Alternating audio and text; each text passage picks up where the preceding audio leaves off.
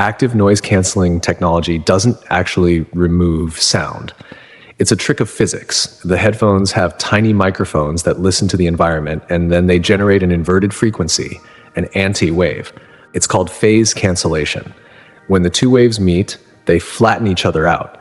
Your ears don't hear the silence. They hear the collision of two sounds that happen to result in nothing. Most people describe it as a slight pressure, like being underwater. Kobe was 32 when he sat down on a brownstone stoop in Bed-Stuy with a pair of those headphones on. He'd just finished a 12-hour shift at a studio in Greenpoint. He was tired. His chest was tight. But the silence he describes in his account, the silence that hit him at 7:14 p.m., didn't come from a battery or a microchip. It didn't have a phase. It was just gone. Kobe felt the pressure in his inner ear. But it wasn't the headphones trying to cancel out the city. The city had stopped making noise. The sound didn't just stop. It vanished from the inside out. 1 second I'm sitting there, and I can hear the G train vibrating through the concrete way down, that low-end hum that you don't even notice until it's gone.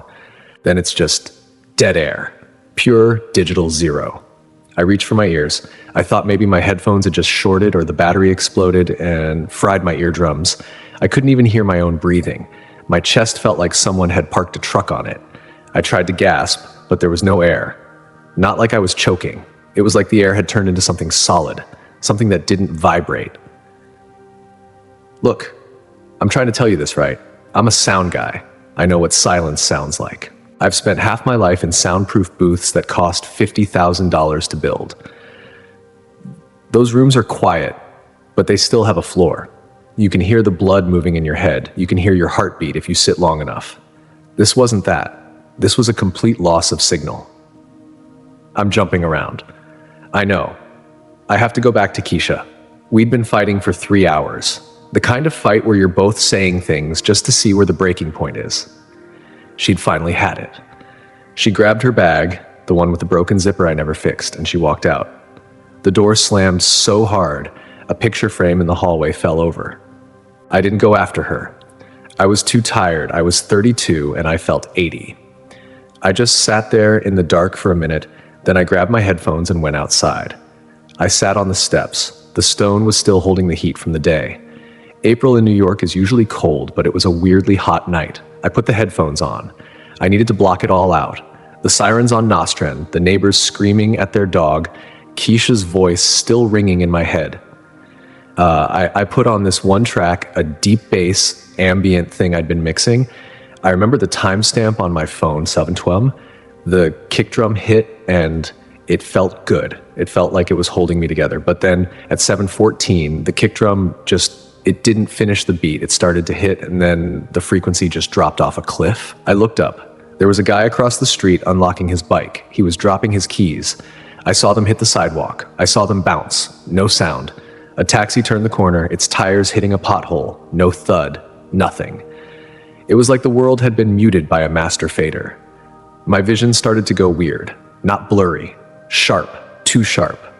I could see the individual cracks in the sidewalk across the street. I could see the dust moving in the streetlight. But my body I couldn't feel the stone stoop anymore. I couldn't feel the weight of the headphones. I tried to stand up. My legs wouldn't move. I felt this sharp electric pull in my left arm. It wasn't pain. It was more like a cable being yanked out of a socket. I think that was my heart. I think that was the moment it just gave up. Everything went black, but it wasn't the black of being asleep. It was the black of a recording studio when the power goes out. You can still feel the walls. You know, the equipment is there, but you're just standing in the void. Then the light started. It wasn't a sun. It wasn't a lamp. It was like the light was coming from the air itself. Like the pixels of the world were turning on one by one. I wasn't in Brooklyn anymore. I wasn't on the steps. I was standing in the middle of a street, but it was all wrong. It looked like Manhattan. The buildings were there. The skyscrapers were there, but they were empty. I mean, they weren't just empty of people. They were empty of life. The windows were like dead eyes. There were no lights in the offices, no humming of air conditioners, no traffic. I walked to the middle of the intersection. I think it was 42nd Street. Normally you can't hear yourself think there, but the silence was so heavy it felt like it was pressing against my skin. I looked down at my hands. They were translucent. I could see the street through my palms. I saw a school. It was right there on the corner. The playground was fenced in. I could see a ball sitting in the middle of the asphalt. It was a bright red kickball. But there were no kids, no screaming, no sneakers squeaking on the ground. The swings were perfectly still. Not even a breeze to move them. I felt this panic rising in my throat. I tried to scream Keisha's name. I opened my mouth and pushed as hard as I could. Nothing came out. Not a whisper. Then I saw the first shadow. It was in one of the apartment windows. A high rise. I saw a man. He was sitting at a kitchen table. He had a glass in his hand. He wasn't moving. He was just staring at the wall. And the room around him was like it was leaking. This gray, fuzzy static was coming out of the corners of the room. It looked like the snow you see on an old TV when the signal is gone. He was isolated. I could feel it. I wasn't just seeing him. I was sensing the frequency of his house. It was low. It was dark. It was the sound of someone who has given up on waiting for the phone to ring. I moved to the next window. A woman was holding a baby. She was rocking back and forth, but she wasn't looking at the kid. She was looking at the door. Her frequency was different. It was high, sharp, like a feedback loop that's about to blow a speaker. She was terrified. I realized then that the whole city was like this. Millions of people, all of them trapped in these little boxes of silence.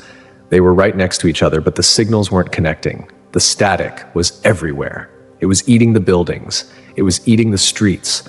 I saw a church. The doors were chained shut. Big, heavy iron chains. I could see the dust thick on the handles. Nobody had been in there for a long time. And the air around the church, it was the coldest part of the vision. It felt like a dead battery, just zero potential. I started to run. I didn't know where I was going, but I had to find a sound. I had to find a vibration. I kept thinking, if I can just find one person who is making a noise, maybe the world will turn back on. Maybe the mix will fix itself. I ran until I couldn't breathe. I ended up in Central Park. The trees were there, but the leaves weren't rustling. They looked like they were made of plastic. I fell to my knees. I put my face in the dirt. I didn't expect it to smell like anything, but it did. It smelled like iron, like blood, like a soldering iron hitting a circuit board. I was shaking. My whole body was vibrating now, but it wasn't a good vibration. It was the sound of a machine that's about to shake itself apart. I felt like I was going to shatter. Then the ground beneath me started to change. It wasn't dirt anymore. It started to glow, not the scary static glow. This was different. This was a deep, resonant gold. And for the first time since I sat on those steps, I heard something. It wasn't a voice. It wasn't music. It was a hum, a single, perfect tone. It was a 440 hertz A, the note they used to tune an entire orchestra. It was so clean. It was so loud it felt like it was coming from inside my bones. I looked up and the empty city started to blur. The static windows, the chained-up church, the empty playground, it all started to pull back, like a camera zooming out. I saw a figure standing in the light. I couldn't see a face yet. I just saw the silhouette. And the moment I saw him, the A-tone changed. It shifted into a chord, a harmony so complex I couldn't even count the tracks. My hands stopped shaking. I reached out. I didn't know who it was, but I knew that I didn't get to that sound. I was going to be lost in the static forever. I moved toward him, and the air started to get warm. Not the Brooklyn sidewalk heat. This was a heat that felt like it was healing the holes Keisha and I had ripped in each other. I was almost there. I was right on the edge of the light. But then I saw the streets again. One last look. I saw the empty playgrounds and the quiet hospitals and the houses where the lights were going out. And I heard a word. It didn't come through my ears. It landed right in the center of my chest. Wait. That word, wait, it didn't just stop me. It felt like someone had slammed a mute button on my soul. I was standing there right on the lip of that gold light, and I could feel the heat of it on my face, but when that word hit, I was pulled back. Not physically. It was like a camera lens zooming out so fast the edges of the frame started to distort. I was looking at the city again, but it wasn't just buildings anymore. I'm telling you, I've spent years looking at spectral analyzers, You know, those screens that show you the different frequencies of a sound, the highs and the lows. That's what New York looked like. It was a giant three-dimensional grid of light and shadow, but it was redlining. The whole thing was clipping. I could see into the apartments. I could see the brownstones in Bed-Stuy. Every single room was its own little isolation booth. I saw a guy in a studio apartment in Queens. He was staring at a screen. His whole room was filled with this thick, choking gray fog. It wasn't smoke. It was the frequency of, look, I don't have a better word for it. It was the frequency of being forgotten. It was low. It was rumbling. It was the sound of a subwoofer that's just vibrating the floor but not making any music. And then I saw the light. Not the gold light I was walking toward, but tiny flickers inside the people. Some people had this sharp, bright pulse in their chest. I saw an old woman in a basement apartment. She was on her knees. She wasn't saying anything. Her mouth wasn't moving. But her signal, man, her signal was the only thing in the whole block that wasn't distorted. It was clean. It was like a high-end vocal track with no compression. It was cutting right through the gray static. I realized then that the wait wasn't for me to just stand there. It was like I was being shown the master faders. The world was out of balance. The noise, the fighting, the politics, the ego, the I'm right and you're wrong of everything. It was all just white noise. It was masking the real signal. I felt this pressure in my ears again. Not the headphone pressure. It felt like my head was being held between two massive studio monitors. And then he was just there. He didn't walk out of the light. The light just, it took a shape. I didn't fall on my face. I wanted to, but my legs felt like they were made of the same light he was. I just stood there. My hands were shaking. I remember looking down and seeing the hair on my arms standing up. It felt like the air was charged with 10,000 volts. He looked at me. It wasn't like the pictures. His hair wasn't perfect. His face, it was a face that had lived in the city. That's the only way I can put it. He looked like he knew the smell of the subway. He looked like he'd walked the streets until his shoes wore out. He spoke, and I'm telling you, I didn't hear it in my ears. I felt it in my solar plexus. It was like a bass drop that rearranges your internal organs. He said, "You're worried about the mix." I didn't understand. I thought he was talking about my job. I thought, look, I'm a sound guy, right? I spent 12 hours today trying to fix a snare drum that sounded like a wet cardboard box. I said, "The snare? It's fine. I can fix it in post." I know how stupid that sounds. I was standing in front of Jesus and I'm talking about a snare drum, but my brain was just grabbing for the nearest handle. I was terrified. He didn't laugh. He just looked at me and I felt my chest cave in. Not in a bad way. It was like a heavy coat I'd been wearing for 32 years had just been lifted off my shoulders. I realized I'd been holding my breath since I was 6 years old. He said, "The world is full of noise, Kobe. They've forgotten how to hear the silence." I looked back at the city. The static was getting thicker. It was starting to bleed out of the windows and into the streets. It was like a virus made of bad signal. "Is it going to stop?" I asked him. My voice sounded like a tiny, thin reed compared to his. "The noise, the static, is it going to eat everything?" He moved closer. When he moved, the gold light followed him like a shadow, but in reverse. Everything he touched turned into that perfect 440 hertz A-tone. He said, "A storm is coming that they won't be able to tune out." I felt a cold spike run down my spine. I thought about Keisha. I thought about our fight. I thought about the door slamming. "Keisha," I said, "she's out there. She's in the static. I have to fix it. I have to go back and tell her to turn down the gain." He looked at me with this look. Man, it wasn't pity. It was something heavier. It was like he was looking at a child who was trying to put out a forest fire with a squirt gun. He said, "You can't fix the world's mix, Kobe. You aren't the engineer." I felt this anger hit me.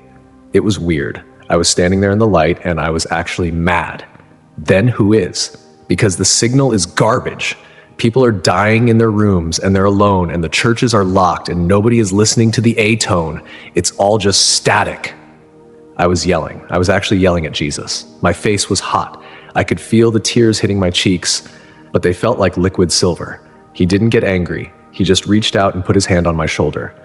The moment his hand touched me, I redlined. I mean it. My whole being went into the red. It was too much information. It was every sound ever made, every prayer, every scream, every laugh, every heartbeat, all hitting me at once. But it wasn't noise. It was a single massive chord. I saw the storm he was talking about. It wasn't clouds. It wasn't rain. It was a total loss of signal. I saw a time. It felt close, like it was just in the next room, where the world goes quiet. Not the good quiet, the dead air quiet. I saw the subway tunnels empty. I saw the hospitals where the power was failing. I saw people sitting on their stoops, just like I was, staring at their phones, but the phones were dead. Everything was dead. And in that silence, I saw two kinds of people. I saw the people who were screaming because the noise was gone and they didn't know who they were without it. They were clawing at the walls. They were terrified because they'd spent their whole lives masking the silence with garbage, and now the garbage was gone. And then I saw the others. They were the ones like the old woman in the basement. They were sitting in the dark, but they weren't afraid. They were humming. They were holding the A tone. They were the ones who had practiced the silence before the storm hit. Jesus looked at me, and his hand was still on my shoulder. The weight of it was keeping me from flying apart. He said, "Tell them to check their levels." I shook my head. "They won't listen to me. I'm just a guy from Brooklyn. I'm a sound engineer. I drink too much coffee, and I fight with my girlfriend. I'm not a messenger." He leaned in. His breath smelled like rain on hot asphalt. It was the most New York smell I've ever experienced. He said, "I don't need a messenger. I need a witness." I looked at his face, and for a second I saw everything. I saw the beginning of the track and the end of the track. I saw the reason the world was created and the reason it was breaking. It was all about the signal. It was all about whether we were in phase with him or out of phase. "I'm out of phase," I whispered. I could barely get the words out. My throat was tight. "I've been out of phase my whole life." He smiled. It was a small smile, the kind of smile a dad gives you when you finally figure out how to ride a bike. He said, "That's what the fader is for, Kobe." And then he started to turn it up. The gold light started to get brighter. The A-tone started to get louder. It wasn't just a note anymore. It was a physical force. It started to push me back. "Wait," I yelled. "I'm not ready. I didn't fix things with Keisha. I didn't..." But the gain was already too high. The world was white. My ears were ringing. The last thing I saw was his eyes. They weren't gold. They weren't blue. They were the color of the city right before the sun comes up. And then the floor disappeared. I was falling. But I wasn't falling through the empty Manhattan. I was falling through a tunnel of pure noise. Pure noise. Every argument I'd ever had, every lie I'd ever told, every time I'd ignored someone who needed help, it was all playing back at once. It was a cacophony. It was a mess. I tried to find the A-tone. I tried to hum it. I couldn't. The noise was too loud. I felt the stone stoop hit my back. I felt the headphones clamp onto my head. I felt the air enter my lungs like a mouthful of broken glass. I opened my eyes. The street was dark. The taxi was gone. The guy with the bike was gone. I was lying on the steps, staring up at the sky. I could hear a siren in the distance. It was a high, thin wail. I reached up and pulled my headphones off. I expected to hear the city. I expected to hear the traffic and the sirens and the neighbors. But I didn't. I sat up and I realized my ears were doing something they'd never done before. I could hear the A-tone. It was faint. It was way, way down in the mix. But it was there. And beneath it, I could hear the static starting to rise. I'm sitting here now and I can still feel it. It's like my skin is a microphone that's turned up way too high. Every time a car passes the window, I flinch. It's not because it's loud, it's because the sound is wrong. It's dirty. It's full of that gray static I saw when I was under. I need to tell you about the wave. When I was standing there with him, right before the gain hit the ceiling, he showed me a timeline. It wasn't a calendar. It looked like a multi-track recording session on a screen that stretched across the entire sky. I could see the waveforms of the next few years. There was this one section, it's close. I don't know if it's weeks or months, but it's close. The waveform it flatlines. Not death, exactly. It's a phase shift. He showed me the rumors. He showed me the news feeds. It starts as a whisper, a low-frequency rumble that most people will just ignore because they're too busy with their own noise. But then the rumble becomes a roar. I saw a virus or something like it, but it looked like a black ink leaking into the city's signal. It was eating the connections. He told me something then. He didn't use numbers. He said, when the signal fails, you have to go to the shielded room. I understood it immediately. In the studio, if you have a massive electromagnetic interference, you go into the booth. You close the heavy door, you stay in the isolated space until the interference passes. He was telling me to stay inside. He made it so clear. When you start hearing the rumors, when the news starts to redline, don't be out on the street. The street is where the interference is the strongest. The static, it catches on you. It builds up like a charge. You have to get behind a door. You have to go home. I asked him about the food. I saw people in their kitchens staring at empty cupboards. I saw the grocery stores with the closed signs on the glass.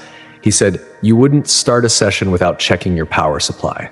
It's basic. It's just common sense, but coming from him, it felt like a command. You don't wait for the blackout to buy batteries. You don't wait for the famine to find the bread. He showed me that being prepared isn't about being scared. It's about being a good engineer. You respect the gear, you respect the session, you get what you need while the shops are still in phase, while the shelves are still tracking.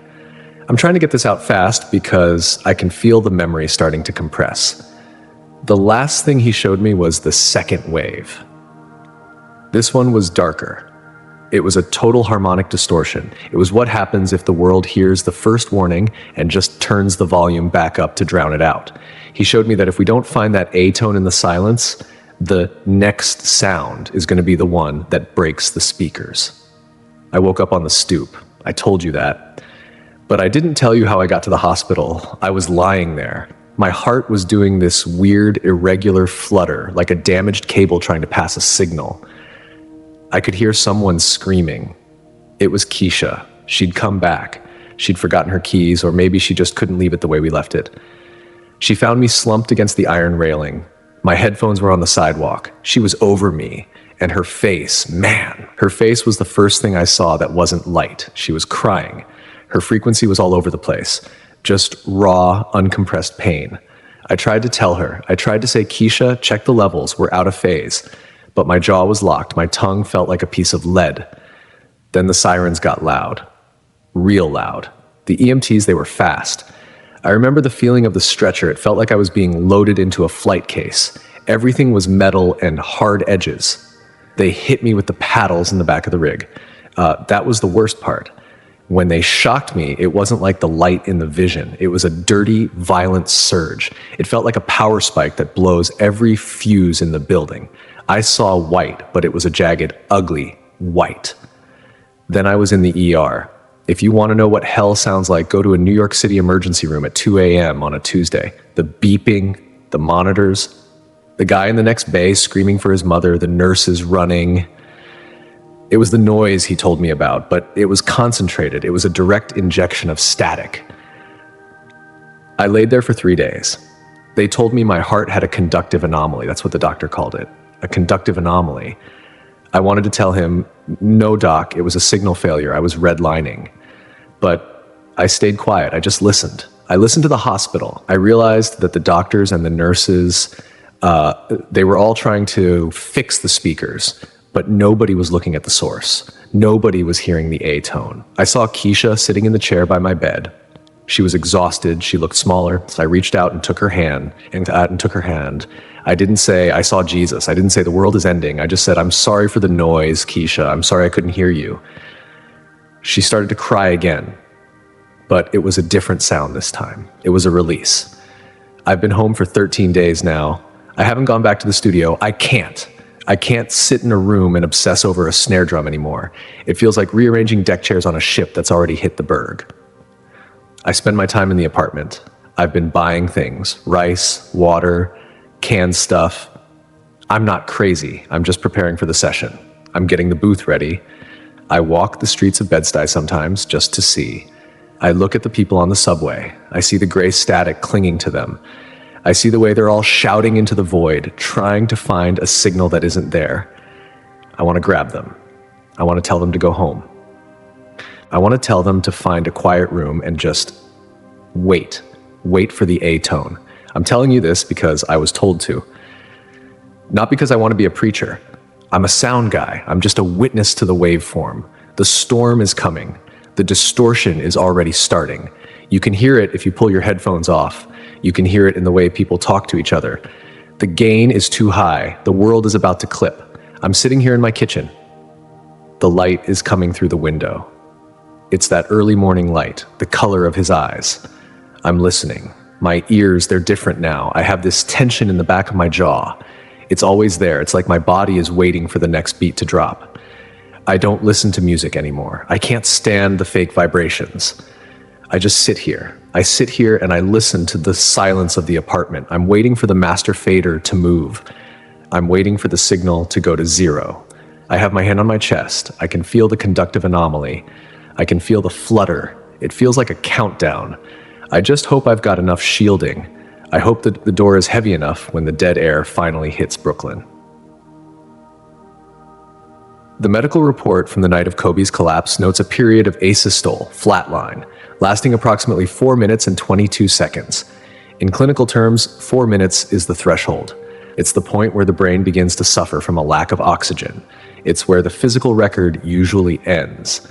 But Kobe's phone was still recording. He'd been running a mobile DAW, a digital audio workstation, to capture the ambient sounds of the street for his mix. When the EMTs found him, the app was still active. There is a gap in the file.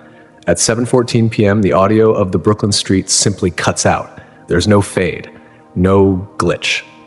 It's just digital silence for exactly 4 minutes and 22 seconds. Then the sound of Keisha's scream enters the frame, peaking the tiny microphone on the iPhone. The doctors say it was a hardware failure, a software hang caused by the phone hitting the concrete. But Kobe doesn't check his phone anymore. He doesn't look at the timestamps. He spends most of his time in that brownstone on Halsey Street, sitting in the back room where the street noise doesn't reach. He's not waiting for a call. He's just sitting there, tilted toward the window as if he's trying to catch a frequency that hasn't quite reached Bed-Stuy yet.